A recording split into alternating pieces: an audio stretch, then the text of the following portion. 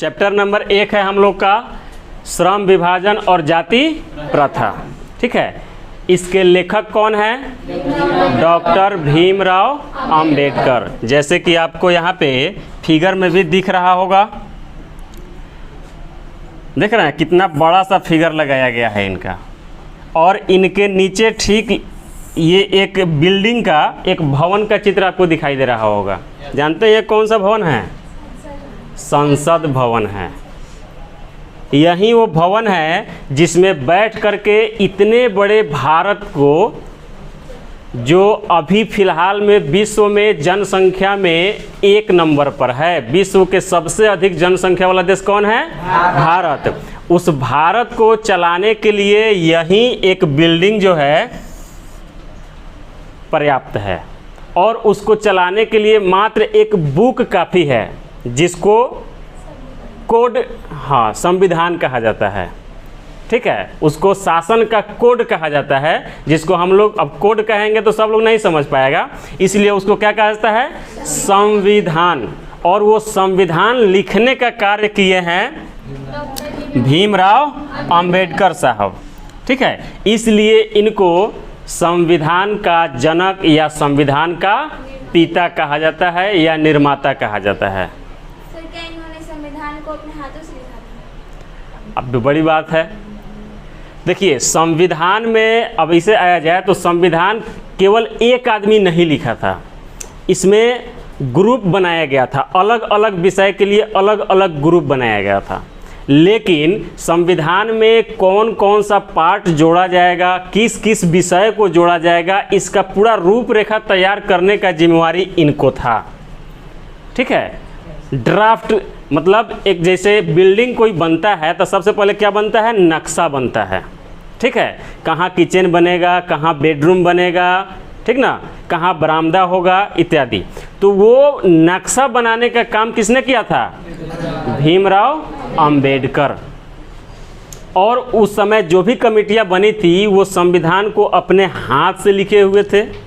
ठीक है, और उस पर चर्चा हुआ, और उस चर्चा के बाद जब संविधान क्लियर हो गया, पास हो गया कि हाँ ये विषय ठीक है, इसको जोड़ा जाए, तब उसको लिखने के लिए एक व्यक्ति को हायर किया गया जो अपने राइटिंग में अपने हाथ से लिखे हुए हैं मूल संविधान को।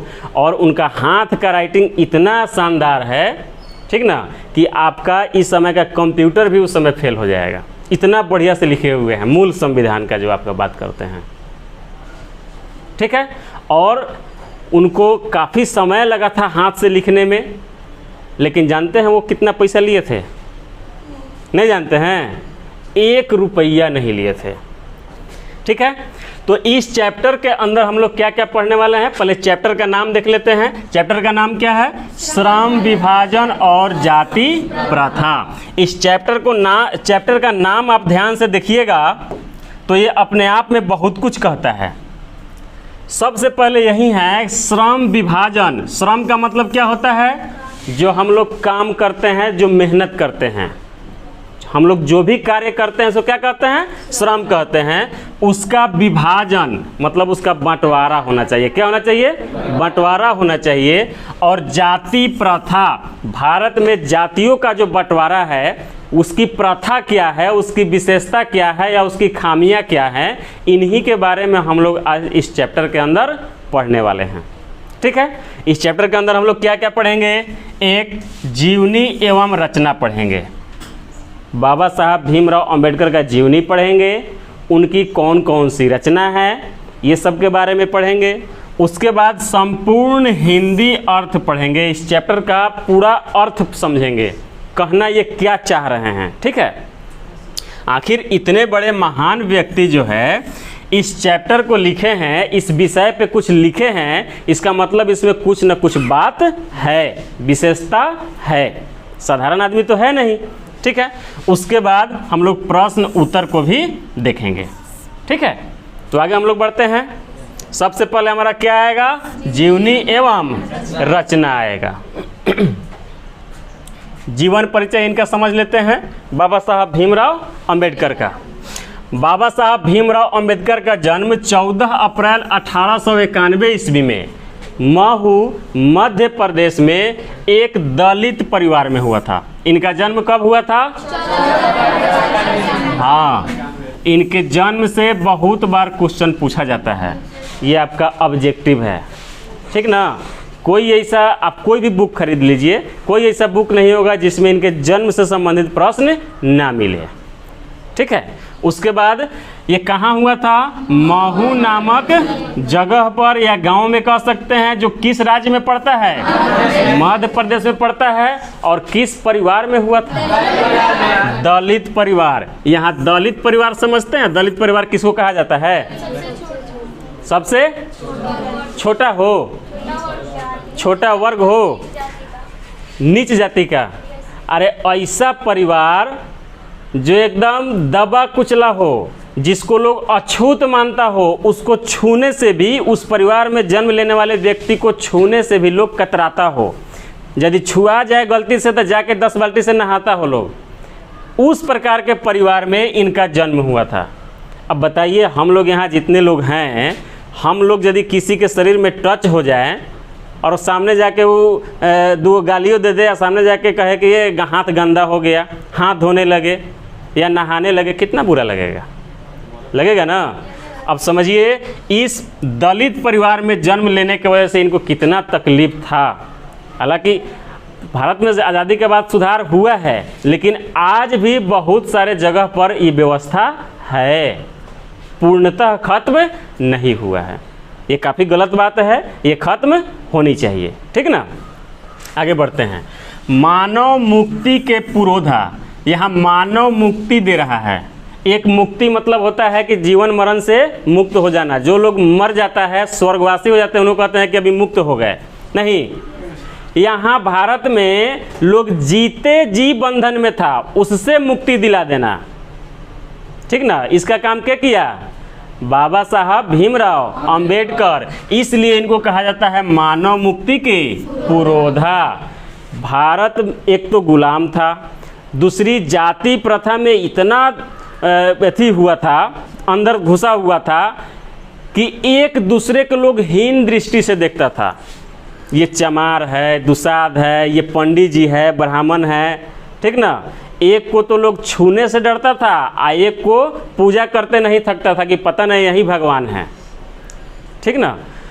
तो उन सभी, अभी थोड़ा सा इसको व्याख्या कर दिया जाए तो दलित परिवार को जो अभी कहा जाए तो चमार दुसाध, या हम लोग जितने भी यहाँ पर लोग हैं, आप लोगों में कोई पंडित जी नहीं ना है? क्या है? कब हुआ? तो पंडित जी होंगे तो बुरा नहीं मानिएगा, जो रियलिटी है वो हम वही बता रहे हैं, ठीक ना। पंडित, राजपूत, भूमिहार, कायस्थ, कलवार, यही 4-5 जाति जो है भारत में उस समय सर्वश्रेष्ठ थे। बाकी जितनी जातियाँ थी सभी दलित थे, सभी अछूत थे, ठीक ना। उनको गांव में जो तालाब होता, पहले तो चापाकल नहीं होता था, तालाब होता था, नहीं तो कुआं होता था। उसमें जो अच्छा कुआं होता था उस पे बस वही 4-5 जाति को पीने का अलाउ था। अब बाकी दलित जितने लोग थे, जहाँ कचरा फेंका जा रहा है, जहाँ जानवर भी पानी ना पिए, उस जगह पर अलाउ था कि बस तुम वहीं पी सकते हो, ठीक ना। तो इस प्रकार की बहुत सारी व्यवस्थाएं थी। तो उससे मुक्ति दिलाने वाले कौन थे? बाबा साहब भीमराव अंबेडकर। इसलिए इनको क्या कहा जाता है? मानव मुक्ति के पुरोधा। देखिए यहाँ एक एक शब्द पे कितना बात आ रहा है ना। इसको ध्यान से पढ़िए। देखिए, इसको हिंदी मत समझिए। हिंदी जो चीज़ है आपको समाज में रहना, बोलना, चलना, संस्कार, ये सब चीज़ सिखाता है। इसके साथ साथ आप पहले किस तरह थे, अभी किस तरह, बहुत चीज़ सिखाता है। मैथ आपको केवल आर्थिक रूप से कैलकुलेशन करने का सिखाता है, धन दौलत का, ठीक ना। साइंस आपको विज्ञान मतलब नई नई चीज़ों के बारे में या उसके गुण के बारे में सिखाता है। लेकिन हमारा समाज में हम लोग को रहना कैसे है, जीना कैसे है, चलना कैसे है, किससे किस प्रकार व्यवहार करना है, वो हमको ना मैथ सिखाता है और ना साइंस सिखाता है, ठीक है। तो इसलिए हिंदी, मैथ और साइंस से आपका कम नहीं है। यदि कम रहता तो साइंस में 3 गो बुक पढ़िएगा तो क्या नंबर, 100 नंबर नहीं 80 नंबर, 20 प्रैक्टिकल का, ये अकेले 100 नंबर का है कि ना बुआ। एक वो वर्णिका है, छोटा मोटा बुक है, वो छोड़ दिया जाए, हाँ वो भी तो हिंदी है ना, ठीक ना। ये अकेले 100 नंबर का है तो कुछ तो बात है इसमें, इसलिए ये इग्नोर करने वाली बात नहीं है। आगे बढ़ते हैं। बाबा साहब अपने समय के सुपठित जनों में से एक थे। सुपठित जन मतलब आदमी, सु मतलब अच्छा, और पठित मतलब पढ़ने वाले, जिनके बारे में लोग जानना चाहता है कि ये तनीन के बारे में जाने कि ये आदमी है। जैसे अभी भारत के प्रधानमंत्री कौन है, नरेंद्र मोदी, उसके बारे कहीं आ जाए तो लाखों की संख्या में लोग भीड़ उमड़ पड़ता है कि थोड़ा सा देख ले, एक झलक देख ले, नहीं उस तरह के उनसे भी कहीं अधिक व्यक्तित्व वाले थे। कौन, बाबा साहेब भीमराव अंबेडकर। ठीक है।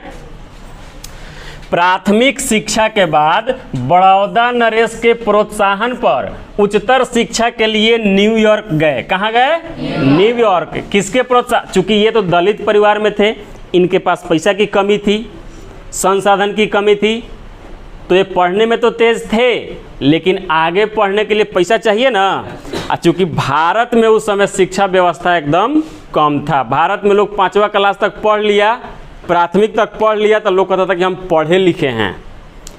मैट्रिक, जो संपन्न परिवार से हैं, जो मैट्रिक कर लिया, वो कहता था कि ये मैट्रिक किए हैं। तो इस तरह की बात थी उस समय। ठीक है। तो ये विद्यार्थी तो थे, पढ़ने में तेज थे, बहुत तेज थे, लेकिन इनके पास पैसा नहीं था। तो इसको हेल्प करने का काम क्या किए, बड़ौदा नरेश। नरेश मतलब राजा। अब बड़ौदा एगो राज्य है, ठीक ना। बड़ौदा क्या है, एगो जगह का नाम है। तो उस जगह का राजा कौन थे, कोई थे, नाम तो अभी हम मिस कर रहे हैं। तो वहाँ के जो राजा थे अपना पैसा दिए कि जाओ तुम बाहर पढ़ो। तो पहले कहाँ गए, न्यूयॉर्क गए, जो कहाँ पड़ता है, अमेरिका में। उसके बाद वहाँ से पढ़ने के बाद लंदन गए, जो कहाँ पड़ता है, इंग्लैंड में। ठीक है। उन्होंने संस्कृत का धार्मिक, पौराणिक और पूरा वैदिक वांग्मय अनुवाद के जरिए पढ़ा। ठीक है। उन्होंने अब चूँकि भारत के बाहर जो है संस्कृत का तो उतना बोलबाला है नहीं, लेकिन अंग्रेज लोग भी काफ़ी बुद्धिमान, वो भारत में आए तो देखे कि यहाँ के जो धार्मिक ग्रंथ है वो सब संस्कृत में हैं, लेकिन इसमें बहुत अच्छी अच्छी बातें लिखी हुई है। ठीक है। जो हम लोग नहीं जानते हैं। इसका मतलब भारत का शिक्षा व्यवस्था आज़ादी से बहुत पहले, यहाँ मुग़लों के आने के पहले या मुस्लिम शासक के आने के पहले भारत का शिक्षा व्यवस्था बहुत अच्छा था। ठीक है। तो उस समय वेद ग्रंथ या जो भी है यहाँ पुरानी कथाएं, इस सब की रचना की गई थी। तो अंग्रेज जब यहाँ आए तो देखे कि भाई हम लोग को ये पढ़ने ज़रूरी है, हम लोग इससे अनजान हैं। तो वो पढ़ने के लिए, अपने समाज को शिक्षित करने के लिए उसको ट्रांसलेट करवाए। ठीक ना। जैसे यहाँ के कुछ लोगों को हायर किए, कुछ लोग को वहाँ के हायर किए, और संस्कृत को किस भाषा में लिखवा दिए, इंग्लिश में लिखवा दिए। ठीक है। और बाबा साहब कहाँ गए थे पढ़ने, न्यूयॉर्क गए थे, अमेरिका गए थे। तो उसी सब ट्रांसलेट किए गए बुक को ये पढ़े वहाँ पे। कौन कौन सा, संस्कृत का धार्मिक रूप को पढ़े, पौराणिक जो ग्रंथ हैं उसको पढ़े। ठीक है। पूरा वेद को पढ़ गए, 4 गो वेद है ना, वो सभी 4 गो वेद को पढ़ गए, लेकिन ट्रांसलेट किया हुआ, क्योंकि बाहर में तो संस्कृत चलता नहीं है। चलिए ये सब इतना ज़्यादा पढ़ लिए कि वो बन गए, कथी बन गए, ऐतिहासिक सामाजिक क्षेत्र में अनेक मौलिक स्थापनाएं प्रस्तुत की। सब मिलाकर वे इतिहास मीमांसक बने, विधिवेता बने, अर्थशास्त्री बने, समाजशास्त्री बने, शिक्षाविद बने तथा धर्म दर्शन के व्याख्याता बन गए। इतना उनके पास ज्ञान आ गया, ठीक है, कि वे इतिहास के मीमांसक, मतलब इतिहास के अच्छे जानकार बन गए। ठीक है। उसके बाद विधिवेता, वकील बन गए। एक ही आदमी देखिए कितना शिक्षा का कितना पावर होता है। ठीक ना। वो क्या क्या बन गए, अर्थशास्त्री बन गए, इकोनॉमिक उसको अर्थशास्त्री बोलते हैं, इकोनॉमिस्ट। जैसे अभी भारत को किस तरह से चलाना है, ये बड़े बड़े इकोनॉमिस्ट अर्थशास्त्री लोग बैठ करके तय करते हैं कि कितना टैक्स लगाना है, कितना छूट देना है, कैसे व्यापार करना है। ठीक है, समाज शास्त्री बन गए। ठीक है, इस प्रकार से बहुत सारे उनको ज्ञान की प्राप्ति हो गई थी। ठीक है, ये रहा कुछ उनका जीवन का परिचय, काफ़ी संक्षेप में। इनका जीवन का परिचय यदि जानने चला जाए तो बहुत विस्तृत है। ठीक है, लेकिन उतना नहीं, संक्षेप में हम लोग जाने। आगे बढ़ते हैं। स्वदेश में, स्वदेश मतलब क्या होता है? अपने देश में। चूंकि ये तो बाहर पढ़े हुए थे ना, तो अपने देश में कुछ समय उन्होंने वकालत भी की। वकालत मतलब वकील बन करके भी काम किए कुछ समय तक। ठीक है, क्योंकि वहीं तो पढ़ करके वकील बन गए थे ना, तो अपने देश में आए तो कुछ समय तक वकालत भी किए। उसके बाद समाज और राजनीति में बेहद सक्रिय भूमिका निभाते हुए उन्होंने अछूतों, स्त्रियों और मजदूरों को मानवीय अधिकार व सम्मान दिलाने के लिए अथक संघर्ष किया। देखिए यहाँ मानवीय अधिकार, एगो शब्द आया है मानवीय अधिकार। मानवीय अधिकार मतलब मानव को मिलने वाला अधिकार, मानव को मिलने वाला अधिकार मिलने वाला अधिकार। हम लोग को कौन कौन सा अधिकार मिलता है?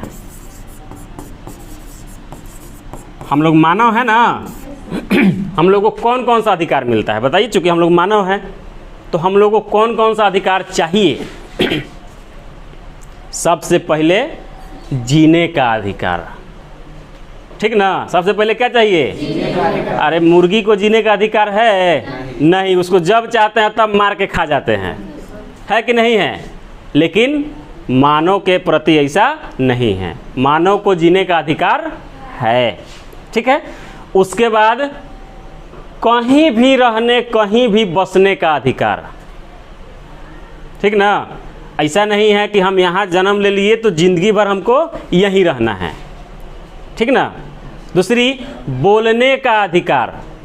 हमको लग रहा है कि ये गलत है तो हम इसके प्रति आवाज़ उठाएंगे या अपनी भावनाओं को रखेंगे कि ना ऐसे होना चाहिए। तो ये क्या हुआ? बोलने का अधिकार। ठीक है। जीवन निर्वहन करने का अधिकार, मतलब अपना जीवन निर्वहन करने के लिए अपने स्वेच्छा से काम धंधा कर सके, ये कुछ मौलिक अधिकार है, मूल अधिकार है। ठीक है, ऐसे अधिकार बहुत सारा है लेकिन ये मूल अधिकार में आता है। ठीक है।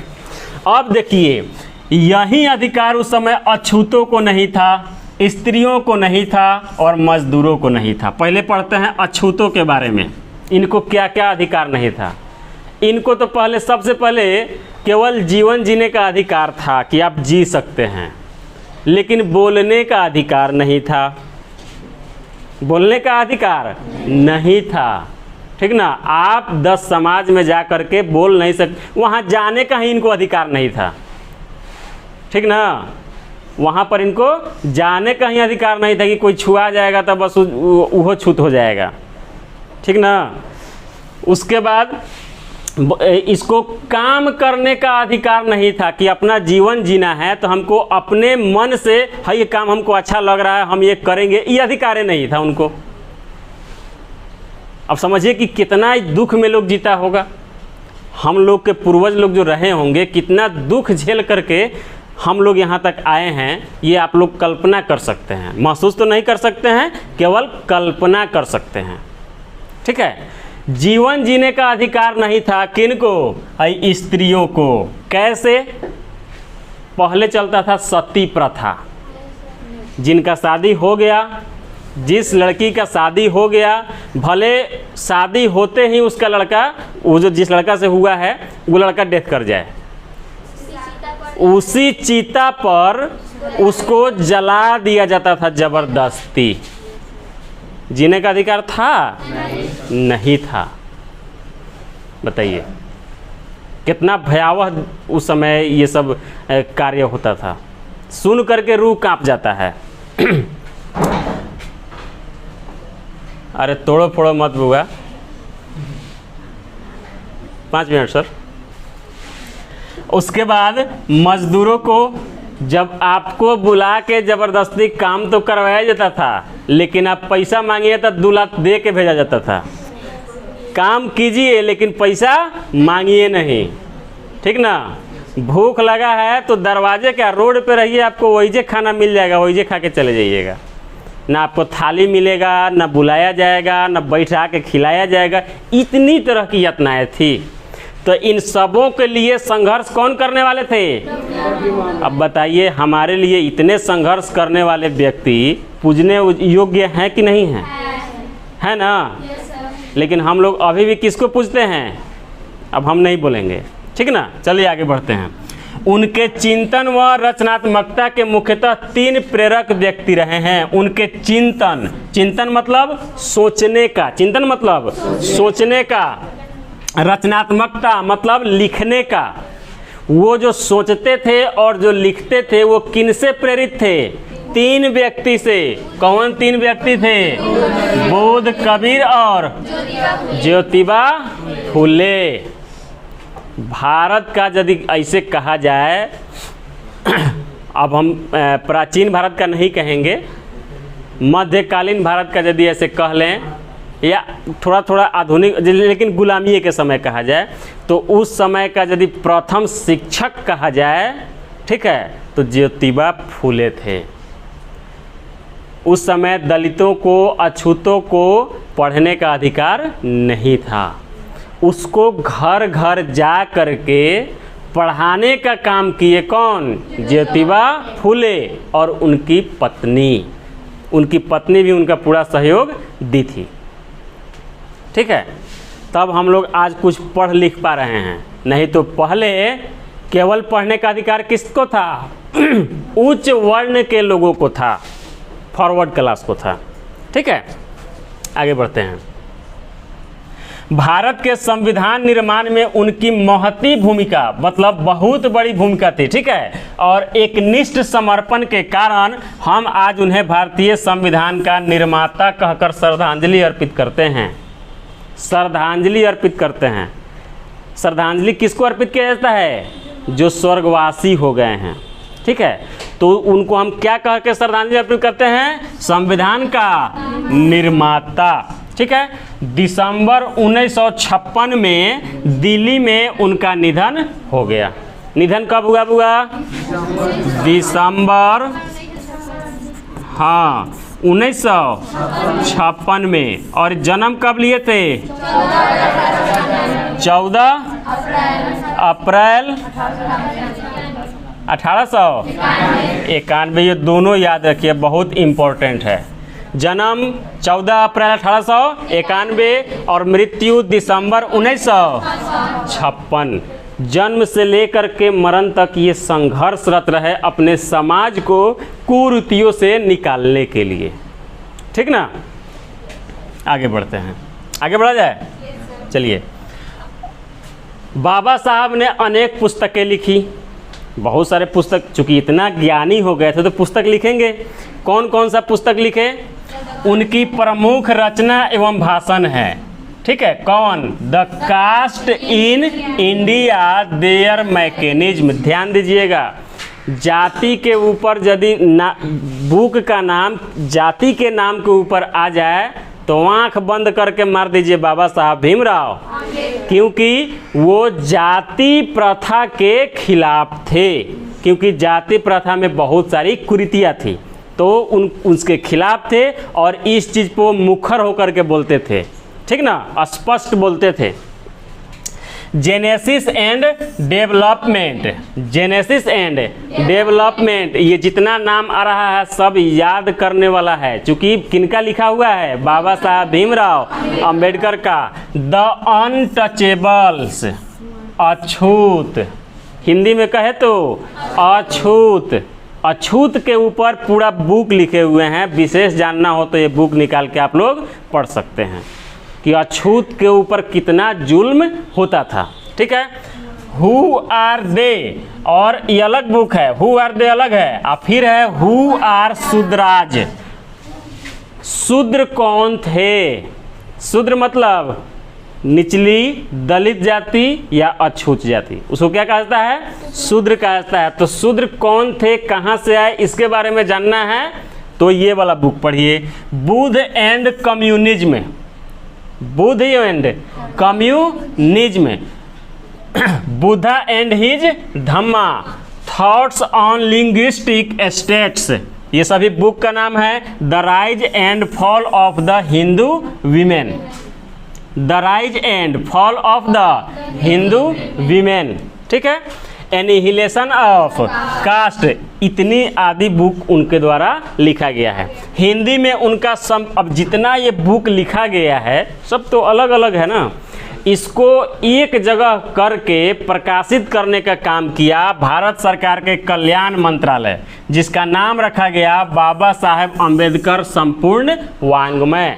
अब इतना बुक अलग अलग ना पढ़ करके एगो बुक मांगिएगा बाबा साहेब अम्बेडकर संपूर्ण वाङ्मय, तो इस सभी को मिला जुला करके लिखा गया है, वो आपको मिल जाएगा।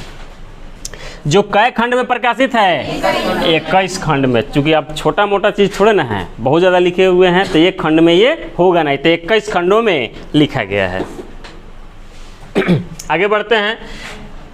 यहाँ प्रस्तुत पाठ, अब पाठ के बारे में हम इतना जितना हम लोग पढ़े हुए थे उनका जीवनी जान गए और उनके द्वारा लिखे गए बुक का नाम जान गए, ठीक है। अब इस पाठ में क्या क्या है इसका संक्षेप हम लोग थोड़ा सा जान लेते हैं। यहाँ प्रस्तुत पाठ बाबा साहेब के विख्यात भाषण एनिहिलेशन ऑफ कास्ट से लिया गया है। कौन भाषण से लिया गया है? Annihilation of caste, annihilation of caste. उसके ललई सिंह यादव द्वारा किए गए हिंदी रूपांतरण जाति भेद का उच्छेद से किंचित संपादन के साथ लिया गया है। देखिए, एनिहिलेशन ऑफ कास्ट बाबा साहब भीमराव अम्बेडकर एक भाषण लिखे हुए थे, ठीक है। उस जो इंग्लिश में लिखे हुए थे उसको हिंदी में ट्रांसलेट करके कौन लिखे? ललई सिंह यादव, और उसका नाम दिए जाति भेद का उच्छेद। देखिए, अब इंग्लिश में कहा जा रहा है एनिहिलेशन ऑफ कास्ट, तो उतना समझ में नहीं आ रहा है, उसी को हिंदी नाम दे दिए ललई सिंह यादव, क्या? जाति भेद का उच्छेद, ठीक है। उसके किंचित संपादन से लिया गया है, मतलब उसमें थोड़ा सा अंश लिया गया है। हम लोग जो इस चैप्टर में पढ़ेंगे पूरा भाषण के बारे में नहीं पढ़ेंगे, उसके छोटा सा अंश के बारे में ही पढ़ेंगे, ठीक है। यह भाषण जाति पाति तोड़क मंडल लाहौर के वार्षिक सम्मेलन सन 1936 के अध्यक्षीय भाषण के रूप में तैयार किया गया था। एगो सम्मेलन होने वाला था 1936 में, कहाँ? लाहौर में होने वाला था। उस सम्मेलन का नाम क्या दिया गया था? जाति पाति तोड़क मंडल, मतलब ये जो जाति पाति आ रहा है इसको तोड़ देना चाहिए, ठीक ना। उसमें अध्यक्ष के रूप में भाषण कौन देने वाले थे? भीमराव अंबेडकर, वही भाषण का तैयारी किए थे। अब आप लोगों को मान लेते हैं कि आप लोग आगे चल करके बड़े आदमी बनते हैं, तो आप लोगों को बुलाया जाएगा किसी चीज़ का उद्घाटन में या किसी कार्यक्रम में, और कहा जाएगा तो ऐसे ही तो चल जाइएगा, वहाँ जाइएगा तो आपको बोलना पड़ेगा ना, तो उसका तैयारी करके जाएंगे। अब चूँकि उस अधिवेशन के अध्यक्षता करने वाले थे, तो अध्यक्ष तो सबसे बड़ा पद हो जाता है ना, तो वहाँ भाषण देने के लिए ये तैयारी किए थे, लिखे हुए थे भाषण, ठीक है। आगे बढ़ते हैं। वह सम्मेलन कब होने वाला था? 1936 में, परंतु इनकी क्रांतिकारी दृष्टि से आयोजकों की सहमति नहीं बन पाई। अब कुछ लोग जाति सोचता है कि जाति पाति हटा देना चाहिए, और कुछ लोग कहता है कि नहीं जाति रहने देना चाहिए, है ना। दोनों में टकराव होने लगा, सहमति नहीं बन पाया, इसलिए वो सम्मेलन को क्या किया गया? कैंसिल कर दिया गया, वो सम्मेलन नहीं हो सका। तो वो जो भाषण है उसी का रूपांतरण हिंदी में किए कौन? ललई सिंह यादव। बाद में बाबा साहब ने इसे स्वतंत्र पुस्तिका का रूप दे दिया। पहले भाषण के रूप में लिखे थे एनिहिलेशन ऑफ द कास्ट, लेकिन बाद में उसको बुक बना दिया गया। क्लियर है? चलिए आइए, जाओ ना, आइए मतलब जाइएगा तब ना आइएगा, आइए मतलब जाइए, ठीक है। अब प्रस्तुत आलेख में भारतीय समाज में श्रम विभाजन के नाम पर मध्ययुगीन अवशिष्ट संस्कारों के रूप में बरकरार जाति प्रथा पर मानवीयता, नैसर्गिक न्याय एवं सामाजिक सद्भाव की दृष्टि से विचार करते हैं। ये जो लेख हम लोग को मिला है, जो चैप्टर मिला है, हम कौन कौन चीज़ पर विचार करेंगे, कौन कौन चीज़ के बारे में पढ़ेंगे? तो जाति प्रथा पर, श्रम विभाजन के नाम पर। देखिए जाति प्रथा बना कैसे। जब समाज का निर्माण हो रहा था या होने वाला था तो उस समय लोग कहा कि सभी काम करने वाले लोगों की आवश्यकता होती है समाज में, है कि नहीं? पहले कृषि पर आधारित समाज था अपना, उद्योग पहले नहीं था। तो हुआ कि भाई कुछ किसान होना चाहिए, कुछ उसका कपड़ा धोने वाला आदमी होना चाहिए, कुछ बाल काटने वाले लोग होने चाहिए, कुछ किसान का जो औजार होता है, हर हो गया, खुरपी हो गया, ये बनाने वाला आदमी चाहिए, ठीक ना? तरह तरह के आदमी चाहिए। एक तरह के आदमी रहेगा तो काम चलेगा? अब मान लेते हैं एक गांव है, यहीं जितने भी टीचर हैं सभी हिंदी पढ़ाने वाले रहें, चलेगा? नहीं ना। तो पहले इस पर विचार किया गया कि सभी तरह के समाज में लोगों की आवश्यकता है, तो वहाँ काम डिवाइड किया गया, ठीक है? कि कुछ लोग ये काम करेंगे, कुछ लोग ये करेंगे, कुछ लोग ये करेंगे। उस समय जाति नहीं था, ठीक ना? सीधे कह दिया गया कि हाँ ये लोग जो है लोहा का काम करेंगे, ये लोग चमड़ा का काम करेंगे, ये लोग खेती का काम करेंगे, ये लोग वेद पढ़ाने का काम करेंगे, और कुछ लोग जो है बाहरी आक्रमण से हम लोग को बचाने का काम करेंगे, ठीक ना? काम बांटा गया, उस समय जाति नहीं दिया गया।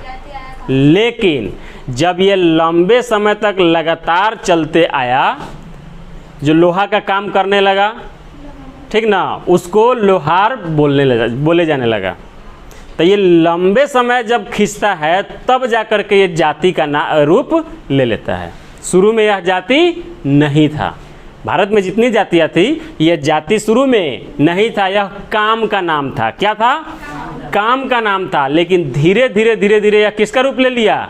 जाति का रूप ले लिया। और ऐसा रूप लिया कि बाद में जो लोग खेती कर रहा है उसको फिर दूसरा काम करने का अधिकार नहीं था। जो चमड़ा का काम कर रहा है उसको चमड़े का काम करना है, जितना उसका पीढ़ी आ रहा है उसको चमड़े का काम करना है, दूसरा काम नहीं करना है, ठीक ना? तो इस तरह से जाति बन गया और उसका कुरीति धीरे धीरे हमारे समाज में फैलने लगा। तो श्रम विभाजन के नाम पर, काम के बंटवारा के नाम पर जो हमारा समाज में जाति प्रथा बन गया, उसी जाति प्रथा के ऊपर हम लोग इसमें पढ़ेंगे। जाति प्रथा के विषमता पूर्वक सामाजिक आधारों, रूढ़ पूर्वाग्रहों, लोकतंत्र के लिए उसकी अस्वास्थ्यकर प्रकृति पर भी यहाँ एक संभ्रांत विधिवेता का दृष्टिकोण उभर सका है। विधिवेता मतलब वकील, वकील मतलब संविधान के जानकार, संविधान को जानने वाले, काफ़ी जानकार लोग, ठीक ना? उन लोगों का दृष्टिकोण क्या है जाति प्रथा को लेकर के, इसके बारे में हम लोगों को पढ़ना है इस चैप्टर के अंदर। क्लियर है? ये आपके सामने जो है, जब से आपका संस्थान खुला है तब से लेकर के अभी तक कुछ टॉपर्स स्टूडेंट्स का लिस्ट है, उनका कितना नंबर है, ये चीज़ सब आपके सामने है, ठीक है? आप लोग जानते हैं कि 2020 में आपके यह कोचिंग का निर्माण हुआ था और 2020 से यह चलना शुरू हुआ था, ठीक है? तो हम लोग प्रथम रिजल्ट कब देंगे? 2021 में। 2021 में हम लोग का नंबर कितना था? 418 नंबर। कितना नंबर था? हाईएस्ट नंबर 418 नंबर था। उसके बाद अगले साल 2022 में आपका था 428 नंबर, ठीक है? हाईएस्ट वाला केवल बात हो रहा है, ठीक ना? उसके बाद 2023 में 461 नंबर, जो आपका प्रखंड टॉपर भी रहा है आपके संस्थान से, ठीक है? उसके बाद 2024 में कितना है? 437 नंबर है, ठीक ना? ये पिछले साल का रिकॉर्ड रहा है। केवल अब सब बच्चा का नाम यहाँ लिखेंगे तो जगह नहीं हटेगा ना, इसलिए एक एक स्टूडेंट को, एक साल का एक स्टूडेंट को लिखा गया है। यहाँ ये स्टूडेंट को आप लोग नहीं जानते होंगे, जानते होंगे, गहाई के जो बच्चे होंगे वो लोग बस जानते होंगे, ठीक ना? चलिए, उसके बाद हम लोग का 25 में जो यह रिजल्ट है आप लोगों के सामने है, या कुछ बच्चे आपके सामने पढ़े हुए हैं, तो वो सब चीज़ आप लोग, चूँकि फिलहाल में निकला है लोग, तो ये तो चीज़ ज़्यादा बताने की ज़रूरत नहीं है। ठीक है, तो जब से आपका संस्थान खुला है, यहाँ अगल बगल में बहुत सारे संस्थान चल रहे हैं, किसी भी संस्थान का रिजल्ट आपसे ऊपर अभी तक नहीं आया है। ठीक है, नहीं आया है। आगे बढ़ते हैं। हम लोग उम्मीद करते हैं कि आप लोगों का रिजल्ट भी इससे बेटर हो। मेरा एक लक्ष्य है आपके संस्थान से बिहार टॉपर, ठीक ना, मेरा यह लक्ष्य है, आपके संस्थान से बिहार टॉपर हम ला करके रहेंगे। बस इसमें केवल आप लोगों का सहयोग चाहिए, ठीक ना। आगे है कुछ शब्दार्थ है, इसको शब्द निधि भी कहा जाता है, थोड़ा सा आप लोग जानते भी होंगे। कुछ शब्द है जो थोड़ा सा हार्ड है और आगे चैप्टर में हम लोग का आने वाला है, इसलिए उसको अभी पहले ही जान लेना ज़रूरी है ताकि आगे हमको उसका अर्थ समझने में कठिनाई नहीं हो। ठीक है, पहला है विडंबना। देखिए आपका जो चैप्टर चल रहा है, इस चैप्टर से एग्जाम में 2 नंबर 3 नंबर रहेगा ही रहेगा, न रहने का सवाल नहीं है। ठीक है, तो जो चैप्टर इतना महत्वपूर्ण है और इतने बड़े व्यक्ति द्वारा, इतने महत्वपूर्ण व्यक्ति द्वारा लिखे गए हैं, ठीक है, उसको पूरा क्लियर कर लेना हम लोगों के लिए बहुत ज़रूरी है। ठीक है, तो पहला शब्द है आपका विडंबना। विडंबना का अर्थ क्या होता है? उपहास मतलब, उपहास मतलब मजाक उड़ाना या मजाक, ठीक ना। उपहास मतलब मजाक, ठीक है, या काफ़ी घटिया ऐसे कहें, ठीक है, काफ़ी घटिया, या मतलब सीधा समझिए कि वो अच्छी बात नहीं है। पोषक, पोषक मतलब होता है समर्थक। पोषक मतलब कोई बात कह रहा है कि ना चोरी करना सही है, ठीक ना, यदि कोई कह रहा है कि चोरी करना सही है, उसके पक्ष में 10 लोग खड़ा हो जाए कि हाँ इधर चोरी कर लिया, क्या हो गया, वो समर्थक है, वो पोषक कहलाएगा, ठीक ना। उसके बाद पूर्व निर्धारण, पहले से ही मान लेना, पहले से ही निर्धारित कर देना कि हाँ यही होगा, ठीक है। तो हम लोग पहले से निर्धारित कर लेते हैं कि कब आपका सिलेबस ख़त्म होगा, कब से हमारा सेट चलेगा, कब बच्चा को छोड़ना है, ठीक है। तो हम लोग का पूर्व निर्धारण रहता है, सिलेबस हम लोग का बना हुआ है, कभी दिखाएंगे भी आप लोगों को सिलेबस।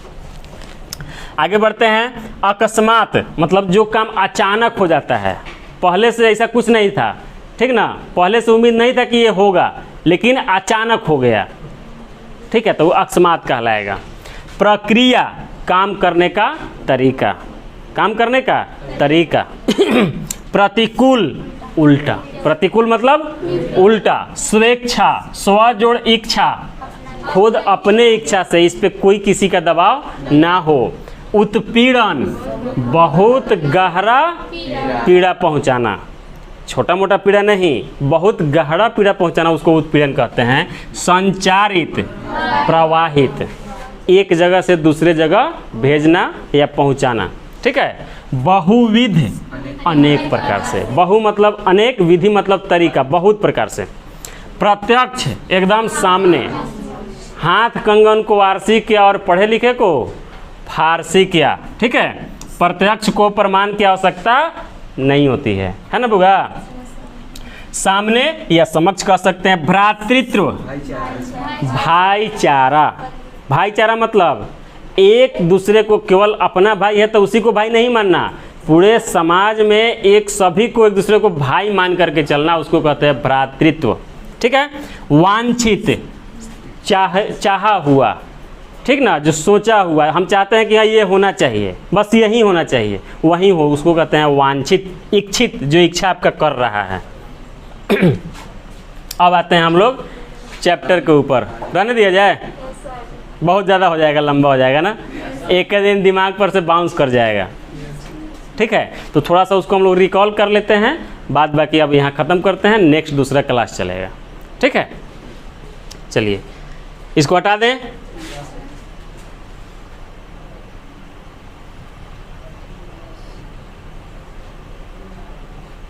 थोड़ा सा इसको हम लोग रिकॉल कर लेते हैं। बाबा साहब भीमराव अम्बेडकर का जन्म कब हुआ था?